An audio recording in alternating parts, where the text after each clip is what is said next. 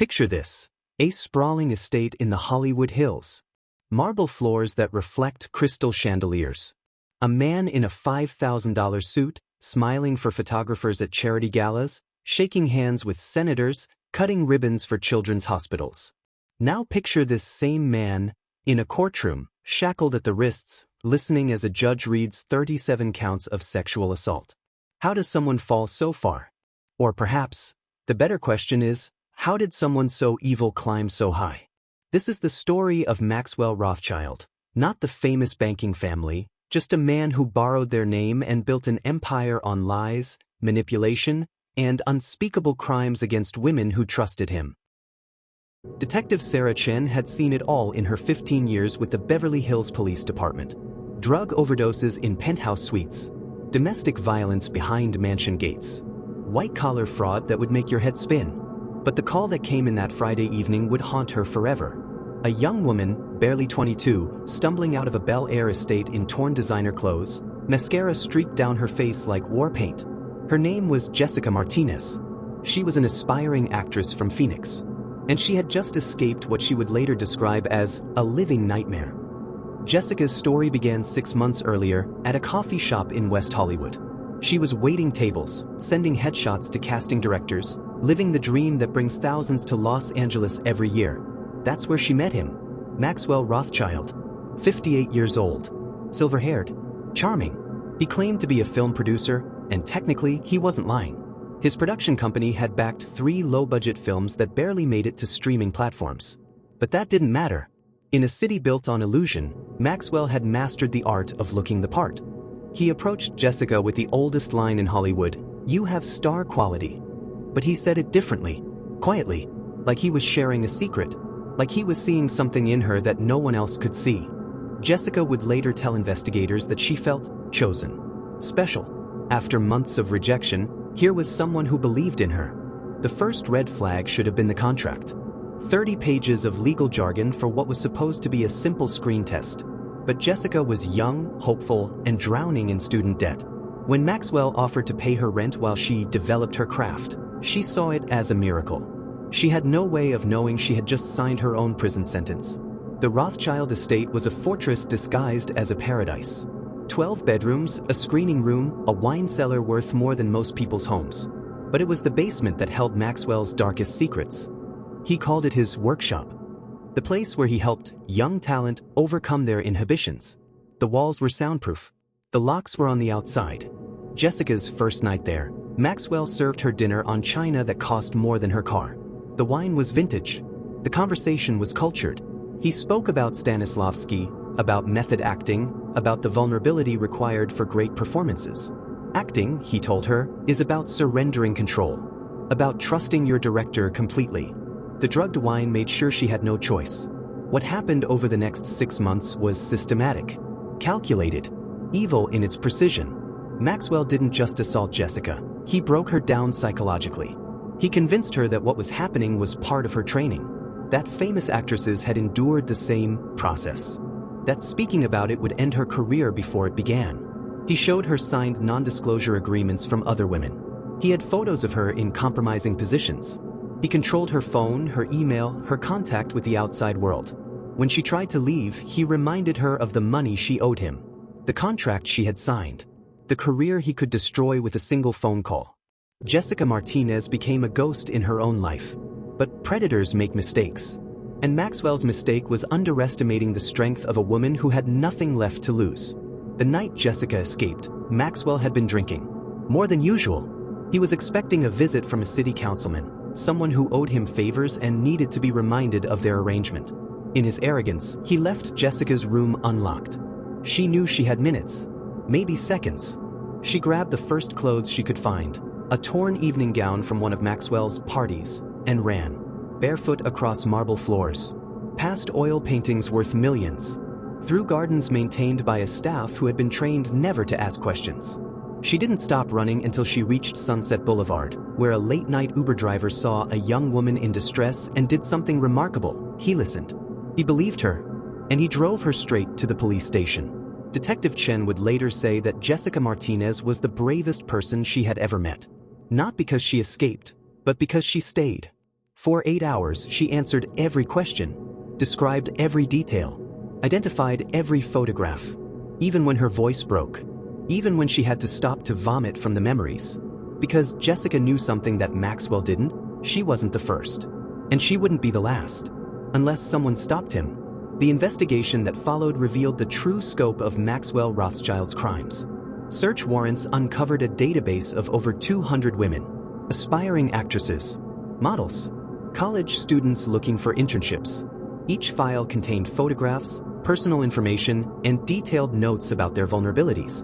But the most disturbing discovery was in Maxwell's study, a leather-bound journal handwritten in his own careful script, page after page documenting his methods, his evolution from opportunistic predator to systematic monster. He wrote about his victims like a scientist documenting experiments. Subject 47 responded well to isolation techniques, read one entry. Subject 73 required more substantial financial leverage. He had turned sexual assault into a business model. The more investigators dug, the more they understood how Maxwell had operated with impunity for so long. His charity work provided perfect cover. Who would suspect a man who donated millions to women's shelters? His connections to city officials ensured that previous complaints disappeared into bureaucratic black holes. His wealth bought him the best lawyers, the best PR firms, the best reputation money could buy. For 15 years, Maxwell Rothschild had been hiding in plain sight. The arrest made national headlines. Hollywood producer charged in serial sex assault case. But for Jessica Martinez and the 36 other women who came forward, the real battle was just beginning. Maxwell's defense team did what they always do. They attacked the victims. Jessica was portrayed as a gold digger who fabricated her story for attention. Other women were painted as mentally unstable, drug addicted, or simply bitter about their failed careers. The cross-examinations were brutal.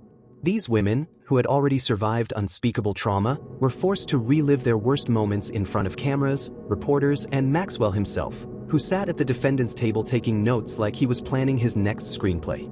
But something remarkable happened during those dark months of testimony. The victims, who had been isolated and ashamed for years, found each other.